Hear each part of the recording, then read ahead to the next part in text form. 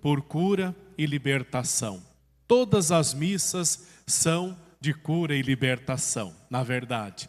Só que, claro, um momento especial, mais guiado pela renovação carismática católica, então nós fazemos essas Eucaristias em que pedimos diretamente diante da Eucaristia de Jesus sacramentado, como faremos no final, pedir as graças, as curas, as bênçãos que precisamos.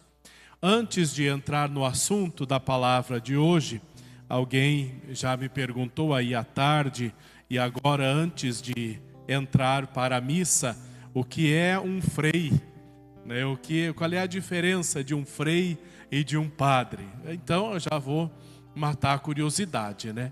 Um frei é um padre, um sacerdote também, como o padre Geraldo, como o padre Pablo, no sentido de celebrações, de fazer os sacramentos, é tudo igual, não tem diferença.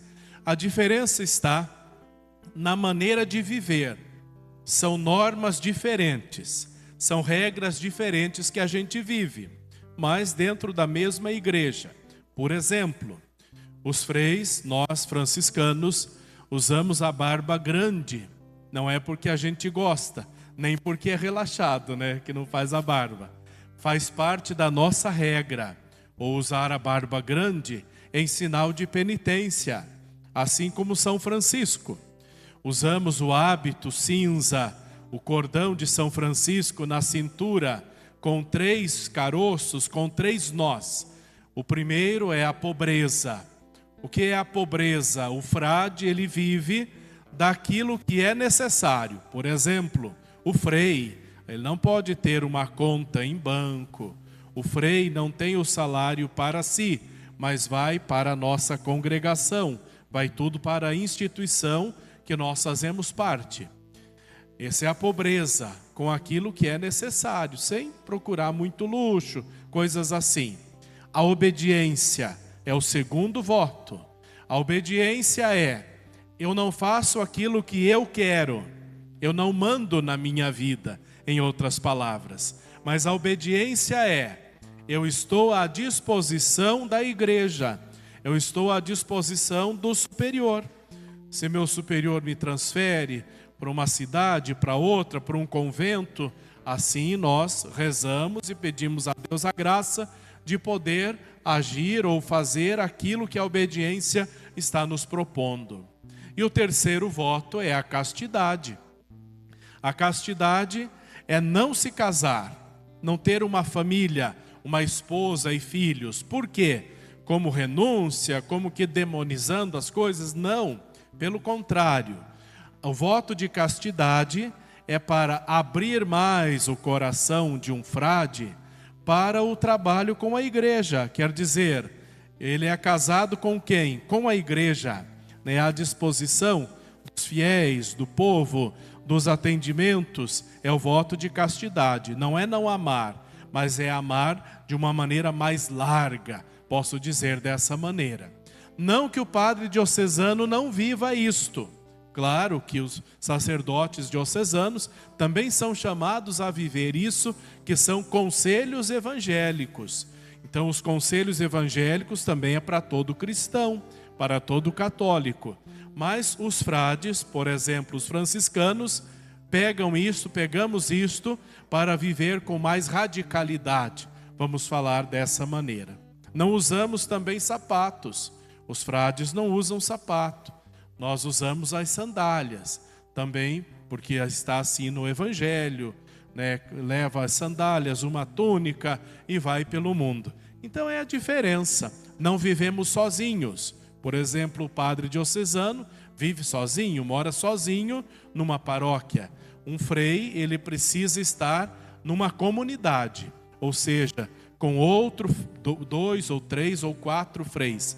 Na época que o Geraldo morou conosco, nós éramos em 15 numa casa, num convento. Então, depende do número de frades que a gente tenha.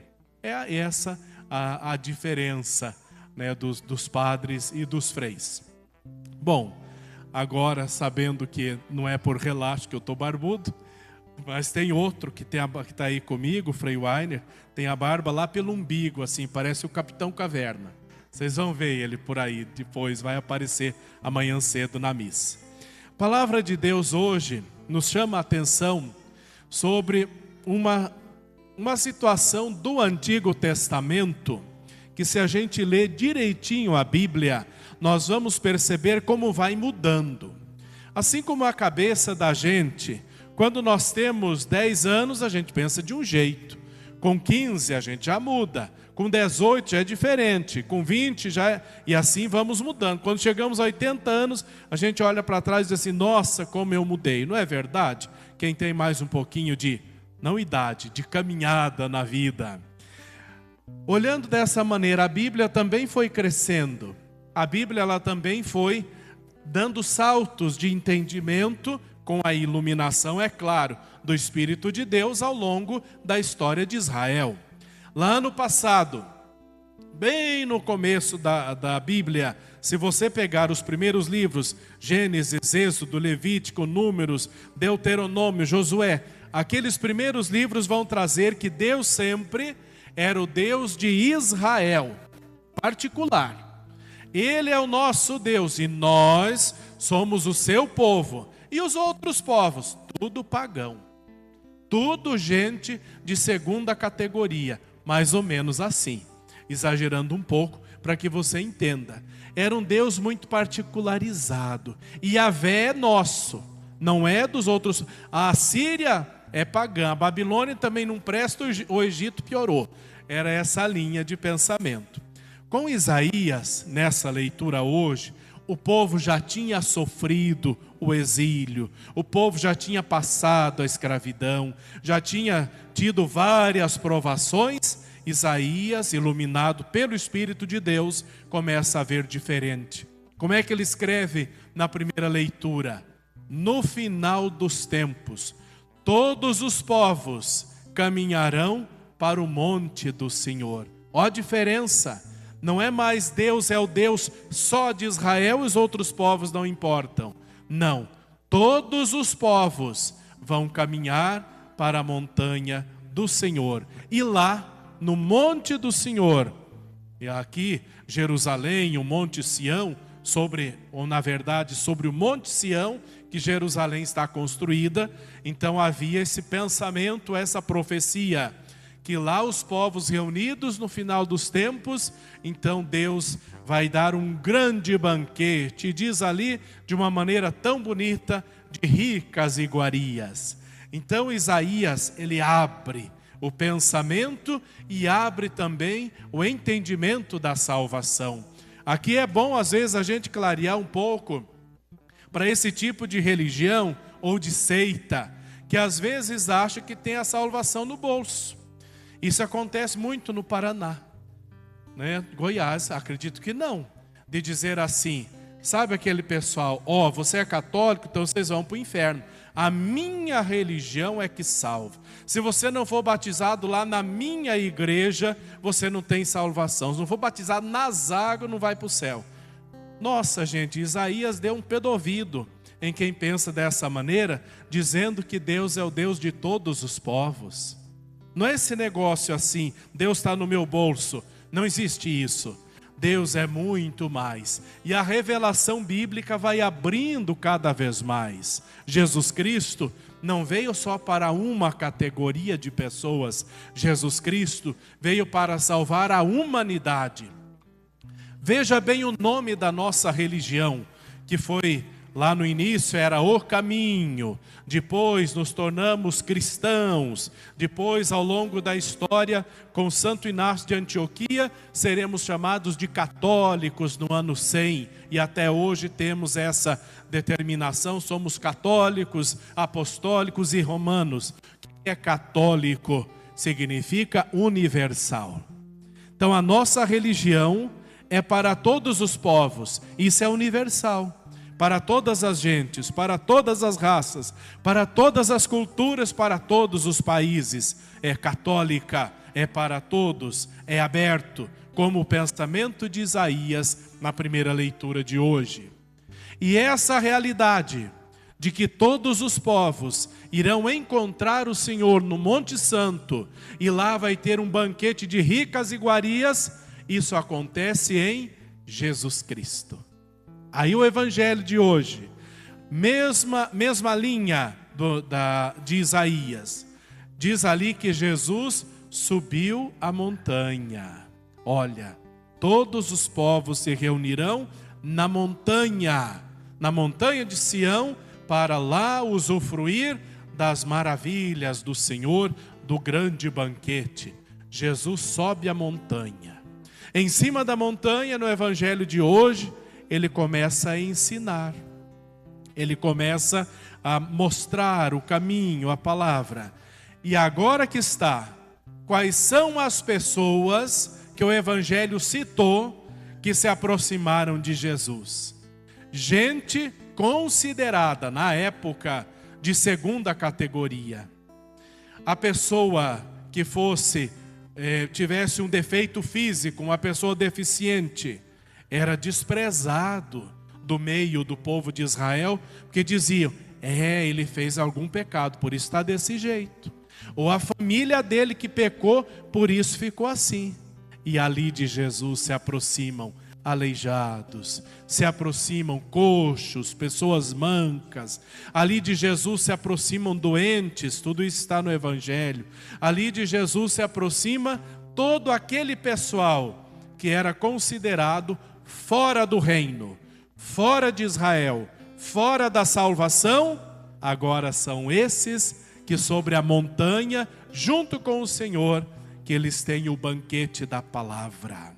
São esses que têm o banquete da presença do Senhor Jesus. Então, em Jesus Cristo é que acontece essa abertura da salvação para todos os povos. O Papa Francisco tem muito forte essa ideia. Muitas vezes o Papa ele diz assim, que as nossas paróquias, elas devem ser um pronto-socorro. Nossas paróquias, elas precisam ser, ele usa a expressão, hospital de campanha. O que é um hospital de campanha? Quando tem uma epidemia, uma pandemia, como tivemos há alguns anos atrás, então se monta às pressas, não era assim que fazia? Se montava às pressas, embaixo de tendas, um hospital de campanha, para socorrer aqueles que estavam ficando sem ar, pela situação do coronavírus, etc. Vamos pensar na nossa igreja. Precisamos ser hospital de campanha, onde nós acolhemos todos esses povos, todas essas pessoas que precisam, não de mim, nem de você, mas precisam de Jesus. Mas nós somos o canal. Você pode ser e eu podemos ser a maneira como as pessoas se aproximam de Deus. Agora a questão é, eu estou pronto para ser um canal, eu estou pronto para ser um caminho, eu estou pronto para ser, como alguém que traz a pessoa para os braços do Senhor Jesus, ou eu simplesmente me omito, ou ainda, se puder, afasto alguém do Senhor. Não é assim, não é fácil receber essas pessoas que estão distantes, não é fácil. Vocês acham, por exemplo, uma pessoa que está com depressão, um mal também muito forte nessa época, uma pessoa que está com depressão, e ela vem até um grupo de oração, ou ela vem até a paróquia, e de repente essa pessoa quer conversar conosco, ela quer partilhar alguma coisa, ela quer dizer do sofrimento dela, e logo a gente faz um cochicho ali no canto e diz assim, lá vem o problema, lá vem, vai se queixar da vida, vai começar o queixume, logo a gente dá uma disfarçada que nem peixe, né? E escapa dessa pessoa. Isso acontece em alguns momentos, da gente fugir, talvez daquela pessoa que mais tenha problemas e daqueles que precisam ser resgatados. É agradável escutar uma pessoa num sofrimento? Claro que não. Não é agradável. Ora, nós sacerdotes, para mim uma das coisas mais desagradáveis é a visita a doentes. Ah, mas o senhor não faz? Faço. Antes de vir para cá, visitei quase 60 doentes lá na minha paróquia, já preparando para o Natal, a confissão, a unção, etc. Aqueles que ainda conseguem raciocinar e fazer a confissão. É agradável? Claro que não.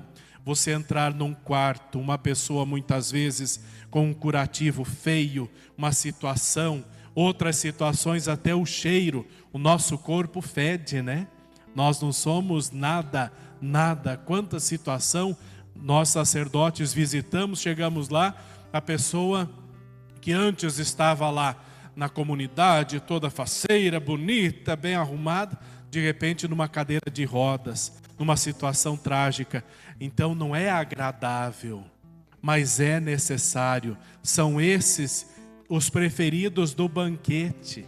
São esses os preferidos para subir a montanha. Não é o Frei que está dizendo, é o Evangelho. E diante disso, às vezes pode ser eu e você que somos esses feridos da história. Quem de nós não tem uma ferida na vida? Quem de nós não precisa de cura para alguma coisa na vida? Quem precisa ser curado de alguma coisa na sua vida, levante a mão, por favor. Estamos juntos no barco. Todos precisamos. Então, esse negócio de apontar para os outros, dizendo, aquela pessoa precisa de ajuda, aquele outro tem problema, todos temos. Todos temos. Só que, talvez alguns de nós não tenham a coragem de assumir e dizer, olha, eu quero trabalhar esse meu problema. Nem sempre a cura é física.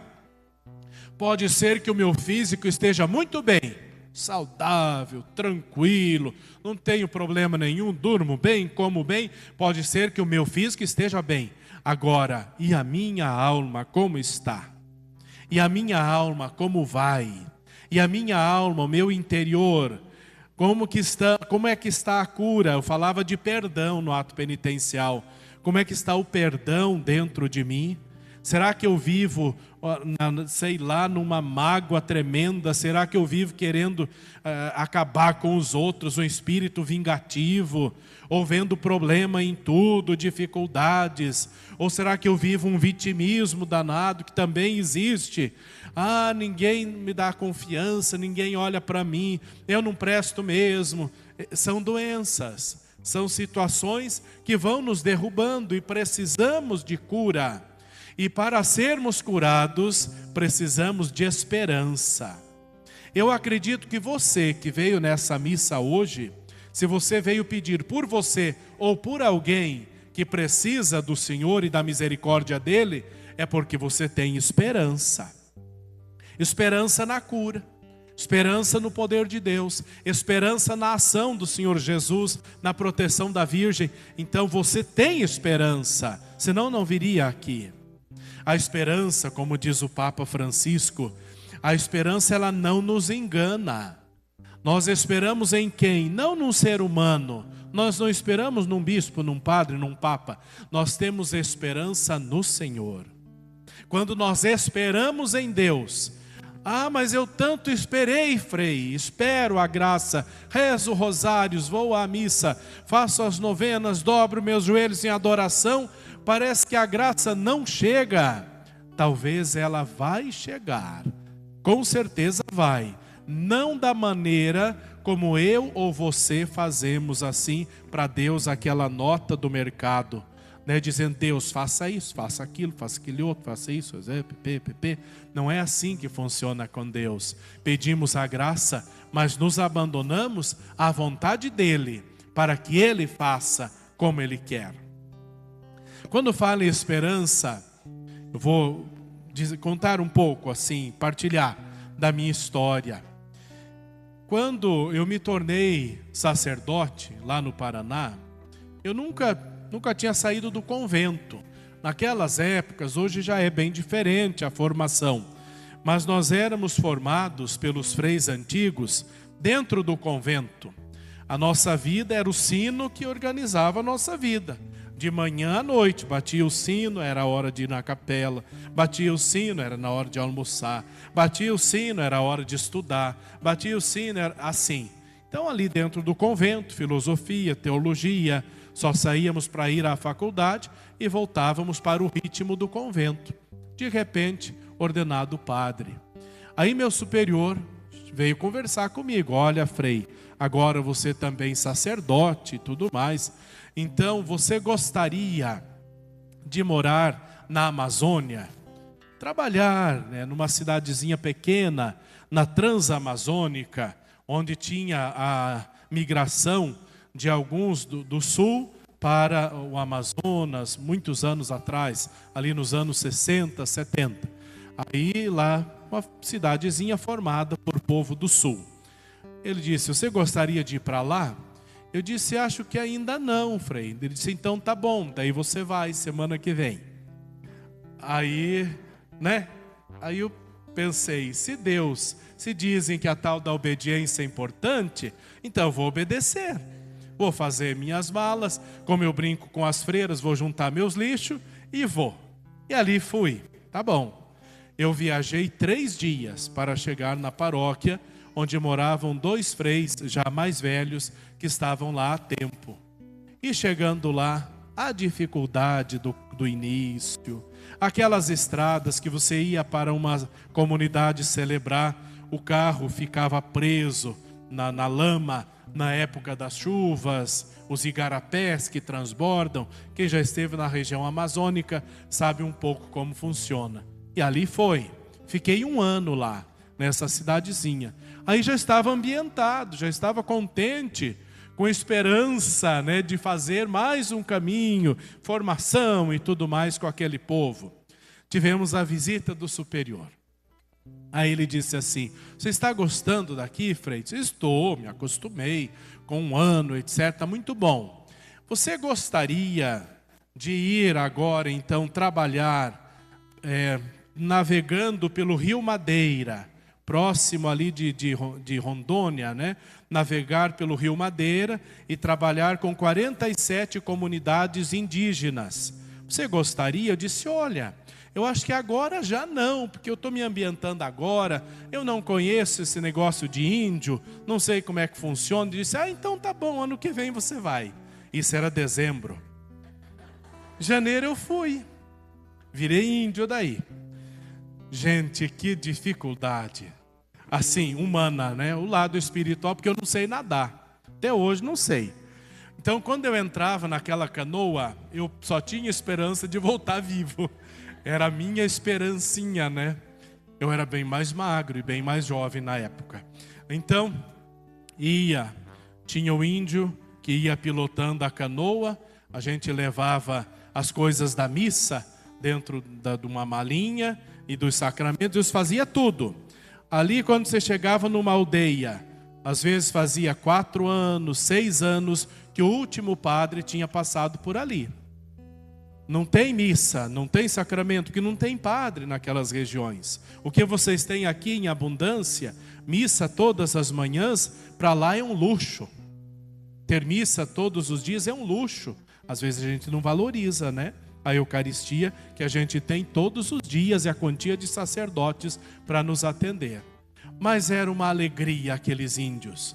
Quando a gente chegava, vinham as crianças com umas folhas assim de mato e chacoalhando e ficavam em torno da gente. Um agarrava no cordão, outro agarrava no hábito, outra criança agarrava na barba. E era aquela confusão. E aí foi passando o tempo, né? Fui acostumando também.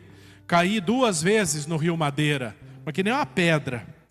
Mas os índios não deixaram morrer. Então devo minha vida aos índios. 2 vezes não deu certo o meu passo para entrar na canoa, eu fui. Mas faz parte também da missão. Já estava ambientado, tudo bem. Demora para entender também a cultura de um povo, né? Demora para a gente entender. O superior foi me visitar novamente. Ele sempre visita. Então, aí ele disse assim, Frei, você gostou aqui de morar com os índios? No começo não, agora sim. Já me ambientei, está tudo ok, vamos adiante. Se você gostaria de ser formador, de voltar para o seminário, para dar aula para os seminaristas, eu disse não. do meio dos índios para dar aula para seminarista. Olha a diferença. Diz, não tem problema, Deus, você vai o ano que vem. De novo, a esperança da sobrevivência, né? No beiradão do Rio Madeira sobrevivi, no seminário nem tanto. São realidades diferentes. Voltei para o sul, fiquei 6 anos como formador de seminário. Depois fui para as missões novamente, para dizer, eu não me arrependo. Eu poderia ter dito não. Também a obediência não é assim, eu não tenho condições, mas eu te obrigo. Não, se um frade é doente, se tem problema de saúde, alguma coisa, claro que não vai empurrar a gente para morrer, não é assim que funciona. Mas eu poderia ter dito não, mas não disse, porque eu tinha e tenho a esperança de que Deus quer sempre o melhor para nós. Vocês acreditam nisso ou não?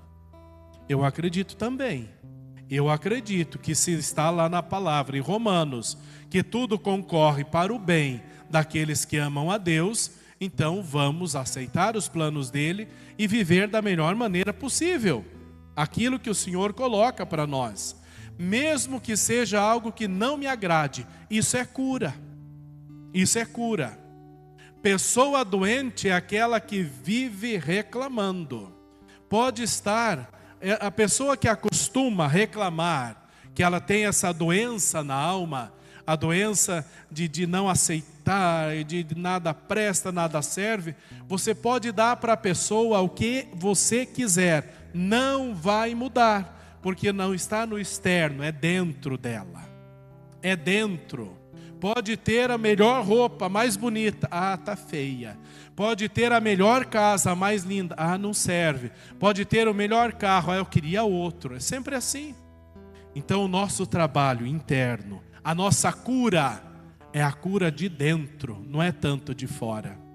Há pessoas toda doente por fora, mas dentro dela é um poço de esperança. Quantas vezes, visitando os doentes, deficientes, eles dão um show na gente de ânimo. Em muitos momentos um show de animação, de esperança, de otimismo, que às vezes nós, perfeitos, não temos toda essa gana de viver, essa esperança pelas coisas boas da vida. Então, nesta Santa Missa, pensa comigo e vamos pedir ao Senhor que Ele tire do nosso coração esse negativismo. Só para ir fechando o nosso assunto, me veio à memória uma anedota, uma história que talvez você já leu ou escutou, só para a gente fechar com a ideia da esperança. Quando conta a história que havia 2 irmãos, 2 meninos, adolescentes, um extremamente positivo, alegre, tudo era bom para ele, tudo dava certo, tudo ia para frente, tudo se resolvia. O outro, um poço de desânimo, nada prestava, nada servia, triste, reclamão, com medo, nada dava certo. Chegou o aniversário daquele menino mais desanimado para baixo, e o pai pensou, eu vou comprar uma bicicleta para esse menino. Vai que ele se anima, começa a andar de bicicleta, fazer amigos, começa a sair, ficar mais alegre, etc. Chegou o dia do aniversário, chegou aquela bicicleta, entregou na porta do quarto do menino, bateu na porta, saiu. Olha, filho, comprei para você se animar um pouco, você é jovem, pode fazer exercício, pode ser feliz, etc. Ele olhou. Não, mas é perigoso. Vai que eu saio com essa bicicleta e um caminhão me mata. Ou se eu cair e quebrar a perna. Ou se de repente desemendar esse negócio aí, a correia, e eu for num barranco e quebrar todos os dentes. Não adiantou. Não adiantou. Chegou o dia daquele menino animado, aquele positivo, cheio de esperança, sempre para cima. O pai pensou, eu vou jogar um balde de água fria nesse menino, quero ver se ele vai ficar tão animado assim, como ele demonstra ou quer ser. O pai, para fazer uma pegadinha com ele, deixou na porta do quarto um pacotão, desculpe a palavra, de bosta de vaca. O que ele vai dizer com esse pacote de bosta de vaca? Levantou o menino de manhã, olhou. Nossa, um presente. Foi e abriu, saiu aquele bafo, né? Saiu aquele bafo de bosta de vaca. E o pai olhou para ele, está feliz? Eu vou poder começar uma horta. Veja que a pessoa animada, desculpe a palavra, pode dar bosta, ela dá um jeito. Pode ver até as nhacas, as cacas da vida. Se a pessoa tem esperança, se a pessoa tem Deus, ela consegue transformar até a caca da vida, que acontece na vida, em coisa boa. Agora eu pergunto a você, não precisa responder. Você é o menino da bicicleta ou do pacotão? Não responda, só pensa e medita durante esta missa. Eu acho que é mais legal a gente ser o menino do pacotão, que você entendeu o que significa. Louvado seja nosso Senhor Jesus Cristo. Para sempre seja louvado. Nós temos agora